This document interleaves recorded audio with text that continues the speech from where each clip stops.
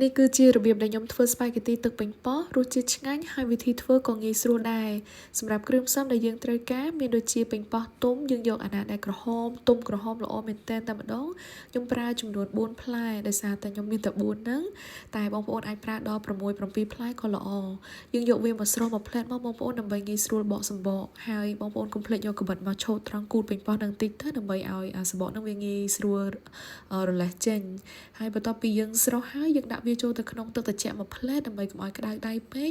បកសម្បកចេញឲ្យស្អាតរួចហើយយកទៅហាន់ជាដុំតូចៗបន្តមកទៀតយើងដាក់ខ្ទះមួយឲ្យក្តៅហើយដាក់ប្រេងអូលីវប្រហែល5ស្លាបព្រាបាយ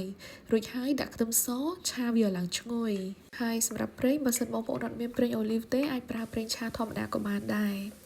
បន្តមកទៀតយើងដាក់ខ្ទឹមបារាំងចូលខ្ញុំប្រើខ្ទឹមបារាំងចំនួន1មើមធំដាក់វាចូលហើយឆាឲ្យឡើងឈ្ងុយហើយកុំភ្លេចដាក់អំបិលបន្តិចផងបងប្អូនយើងឆាមកស្ទុះតតែខ្ទឹមបារាំងហ្នឹងមើលទៅឡើងទន់ហើយចាំយើងដាក់សាច់ចូលសម្រាប់សាច់គឺសាច់គោត្រូវជាងគេជាមួយម្ហូបនេះប៉ុន្តែដោយសារខ្ញុំមានសាច់ជ្រូកសល់ច្រើនចឹងខ្ញុំប្រើសាច់ជ្រូក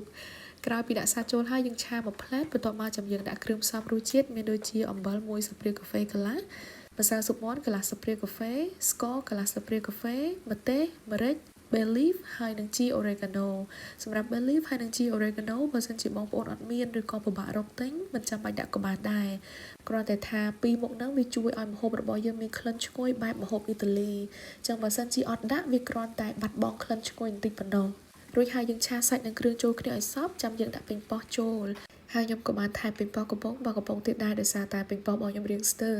តែបងប្អូនមិនចាំបាច់ប្រើប៉េងប៉ោះកំប៉ុងនឹងទេគ្រាន់តែប្រើប៉េងប៉ោះស្រស់នៅរាងច្រើនតិចទៅប្រហែលជា6ទៅ7ផ្លែទៅគឺបានហើយរួចហើយយើងឆាវាចូលគ្នាឲ្យសព្វបន្ទាប់មកបើកភ្លើងមកល្មមរម្ងាស់ប្រហែលជាមួយស្ទុះធំដែរដើម្បីឲ្យប៉េងប៉ោះនឹងរលួយល្អហើយរាងដាច់ទឹកបន្តិចរួចហើយបងប្អូនភ្លក់មើលបើសិនជាពេញចិត្តរសជាតិនឹងហើយចាំដាក់ផ្សិតចូលប៉ុន្តែផ្សិតនឹងក៏ដូចគ្នាដែរបងប្អូនដាក់ក៏បានអត់ដាក់ក៏បានក្រោយពីដាក់ផ្សិតហើយយើងឆាចូលគ្នាតែមួយស្ទុះទៀតមកឲ្យផ្សិតឆ្អិនល្អគឺរួចជាស្រេចហើយ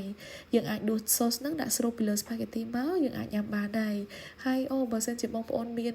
parmesan cheese អាចថែមពីលើបន្តិចទៀតក៏កាន់តែឆ្ងាញ់